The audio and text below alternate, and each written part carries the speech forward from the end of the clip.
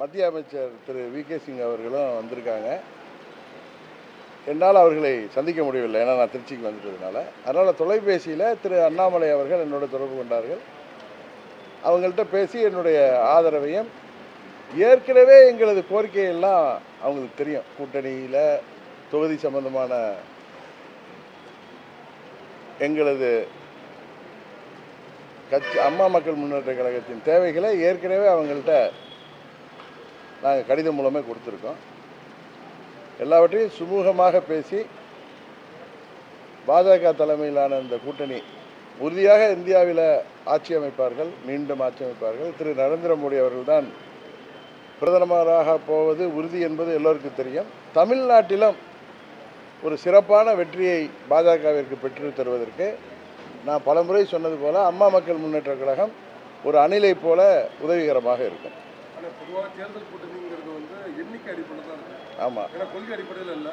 நீங்கள் என்ன மாதிரி சீட்டுகள் கேட்டிருக்கீங்க, அவங்க வந்து ஒத்துக்கிட்டாங்களா?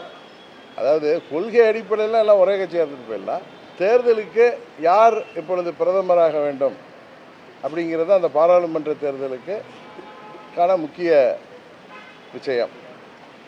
அதனால அந்த பாஜக கட்சியை வலுப்படுத்துகின்ற விதமாக தமிழ்நாட்டில் அதிக இடங்களை பாஜக கூட்டணி பெற வேண்டும் என்பதற்காக நாங்கள் வந்து அன்கண்டிஷனலாக ஆதரவு தெரிவிச்சிருக்கோம்.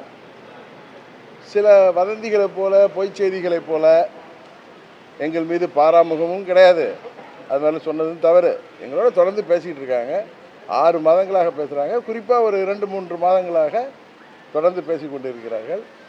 எந்தெந்த தொகுதி என்பதெல்லாம் பிரச்சனையே கிடையாது. எங்களுக்கு எத்தனை தொகுதி என்பதும் பிரச்சனை இல்லை. ஆனால் அவர்களுக்கும் தெரியும் எங்களுடைய தேவை என்ன என்பதும் அவங்களுக்கு தெரியும். அம்மா மக்கள் முன்னேற்ற கழகத்திற்கு எது நியாயமான கோரிக்கை என்பது தான் நாங்கள் வைப்போம். அது அவர்களுக்கு தெரியும். அதெல்லாம் உரிய நேரத்தில் அதெல்லாம் உங்களுக்கு தெரிவிப்போம். எங்களுக்கு வந்து எந்தவித நிர்பந்தமுமே இதுவரை கிடையாது. அது பொய், இனிமும் இருக்காது. ஏன்னா அதெல்லாம் ஒரு பொய் வதந்திகள் தான். அது பல முறை சொல்லியிருக்கோம். எந்த சின்னத்தை பற்றிலாம் அவங்க எந்த முறையும் எங்கள்கிட்ட இந்த சின்னத்தில் இருந்துங்க அதில் அப்படிலாம் சொல்லுங்கள். நாங்கள் ஒரு ரீஜனல் பார்ட்டி, எங்களுக்குன்னு தேர்தல் ஆணையம் ஏற்கனவே சின்னம் ஒதுக்கியிருக்கு, குக்கர் சின்னம். அந்த சின்னத்தில் போட்டியிடணும். மறுபடியும் நாங்கள் உரிய நேரத்திலேயே நாங்கள் அதுக்கு மனு செஞ்சுருக்கோம். அதனால் நாங்கள் எங்களுக்கு ஒதுக்கப்படுகின்ற குக்கர் சின்னத்தில் உறுதியாக போட்டியிடுவோம். இன்னொன்று, எந்த கட்டத்திலையுமே பாரதிய ஜனதா கட்சியோ யாருமே எங்களை நீங்கள் இந்த சின்னத்தில் நிற்கணும் அப்படிலாம் எங்களை நிர்பந்திக்கவும் இல்லை. அது போன்ற அச்சுறுத்தலும் இல்லை. ஆனால் இப்போ சின்ன நிறுத்தல்னா அதிமுக கூட தொடர்ச்சியாக இன்னமும் வந்து பாஜக வந்து கொஞ்சம் பேசிக்கிட்டு இருக்காங்க அப்படின்னு சொல்லிட்டே இருக்காங்க. அந்த நேரத்தில் உங்களோட நிலைப்பாடு என்ன இருக்குல்ல? அதாவது உங்களுக்கு முதலே சொன்னேன், பாஜக மத்தியில் ஆட்சி அமைக்கணும்.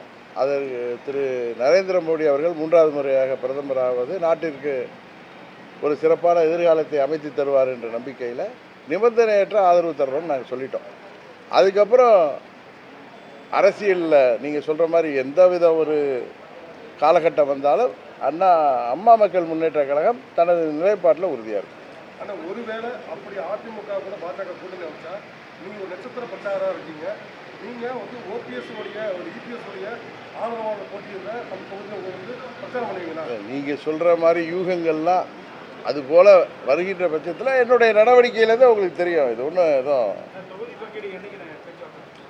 அது சம்மந்தமான கோரிக்கையெல்லாம் நாங்கள் ஏற்கனவே அடுத்த கட்டமாக நான் இன்றைக்கு அவர்களை சந்திக்க வர முடியல. திரு கிஷான் ரெட்டி அவர்கள் எனக்கு ஏற்கனவே அறிமுகமானவர். திரு வி.கே. சிங் அவர்களும் நான் பலமுறை அவர்கள் எல்லாம் அறிமுகமானவர்கள், சந்தித்து பேசியிருக்கிறேன். இன்று வர முடியலைங்கிறது சொன்னதை அவங்க புரிஞ்சுக்கிட்டாங்க. மறுபடியும் சந்திப்போம்னு சொல்லியிருக்காங்க.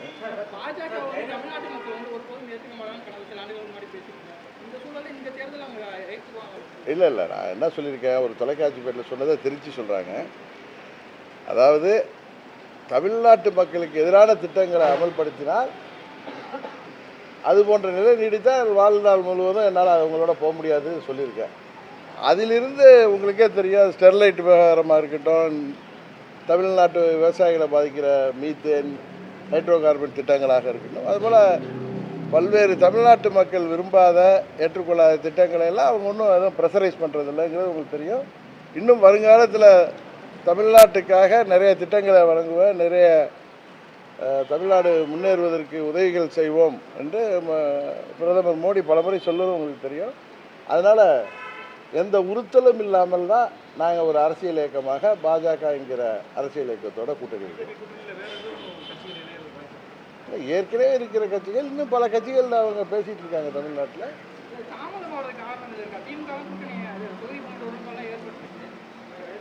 இல்லை, அவங்க எனக்கு தெரிந்த வரைக்கும் அவங்க பல மாநிலங்கள் எல்லாம் முடிச்சுக்கிட்டு தமிழ்நாட்டுக்கு இப்பொழுது வந்திருக்கிறாங்க. அதுதான் எனக்கு தெரிந்தவரை அதான் என்னுடைய அனுமானம். இன்னொன்று எங்கள்கிட்ட தொடர்ந்து பேசிக்கிட்டு இருக்காங்க. அதனால் அதில் எந்த கேப்பும் இல்லை.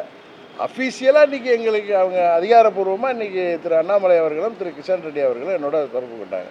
இதுக்கு முன்னாடி பலமுறை நாங்கள் அவர்களோட பேச்சுவார்த்தை நடத்தினோம்.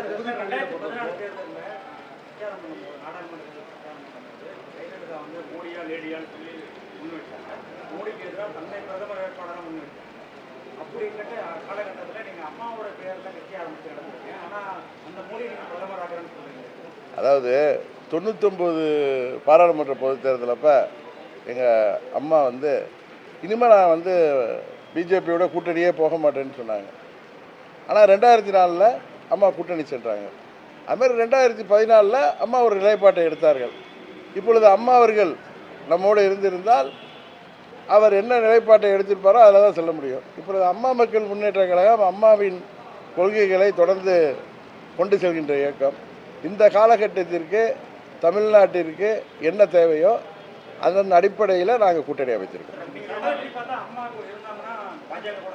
நான் அப்படி சொல்ல, அம்மா என்ன நிலைப்பாடு இருப்பாங்களோ அதில் நாங்கள் கட்டுப்பட்டு இருப்போம்.